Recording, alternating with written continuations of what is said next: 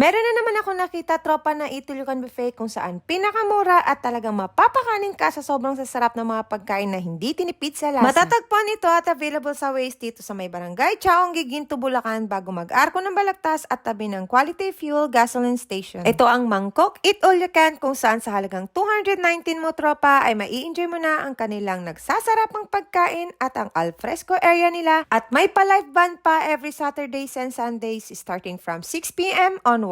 Open sila dito everyday starting from 10 a.m. to 9 p.m. Pwede rin dito ang mga big and small events dahil sa malawak nitong function area na sa tansya ko ay kaya mag-accommodate ng hanggang 70 packs dahil sa sobrang laki ng lugar nila. Kung namrong-problema ka sa parking area ay huwag kang mag-alala tropa dahil sa sobrang spacious ng parking lot nila dito. Kahit gaano karaming sasakyan na paparada ay kasyang-kasya kaya anytime ay pwede kang mag-walk-in. Kung grupo naman kayo at trip ninyong kumain dito sa kanilang Nipa Hut Inspired Table ay may additional charge kayo na 100 pesos. Kung sa pagkain naman ang pag-uusapan ay meron silang 20 different dishes na hinahanda at nag-iiba-iba ang kanilang menu na pagpipilian at makakasigurado ka na bago lagi ang bawat pagkain na kanilang nilalabas. Syempre, hindi magpapahuli itong nagsasarapan nilang asado at kalderetang pork ribs, creamy lengua, at ang napakasarap din nilang chicken afritada at chicken asado. Meron din sila ditong paklay na sikat na pagkain sa South. Kung may mga bata kang kasama ay matutuwa sila dito sa kanilang chicken skin at fish fillet. Kung medyo umay ka na ay meron din sila ditong ginataang paksiw na tilapia at sinampalukang manok. Hindi ka maubusan ng mga pagpipilian dito gaya ng mga classic Filipino dishes at syempre hindi pwedeng mawala ang mga plain rice at fried rice sa lahat ng mga Unli Buffet. Meron din mga side dishes na paborito ng lahat na tiyak magpapagana ng bawat kain mo, itong insiladang kangkong na may kamatis at ang paborito ko na kinilaw na pipino ay meron din sila dito. Hindi rin pwedeng mawala itong mga steamed vegetables nila. Para naman sa kanilang dessert ay meron din sila ditong buko pandan jelly at meron ding bilo-bilo. Meron din sila ditong manamis-namis na spaghetti at ang ice cream naman nila dito ay 35 pesos each. At ito na yung pinakahihintay ko tropa, yung malaman at matikman kung sulit nga ba ang 219 pesos ko na Eat All You Can at talagang dinayo ko pa sila. Kakaiba to dahil saktong-sakto lahat ng timpla nila sa lahat ng pagkain na natikman ko. Lahat ng ulam nila ay masasabi kong nilutong maigi at na-maintain nila ang quality ng bawat lasa na nagja-justify sa masasarap na putahe na to. Malaking bagay sa Unli Buffet yung hindi lang makapaghanda ng napakaraming pagkain sa mga customers kundi yung masatisfy mo sila sa bawat lasa ng pagkain at masulit nila ang kanilang mga bayan. Nakakatuwa rin na sobrang hands-on ng owner ng resto na to at sobrang generous pa dahil binigyan ako ng balot na hindi ko na raw inabutan kanina dahil hapon na rin ako dumating. Maraming salamat po sa masasarap na pagkain. Kita-kits sa susunod na vlog ko.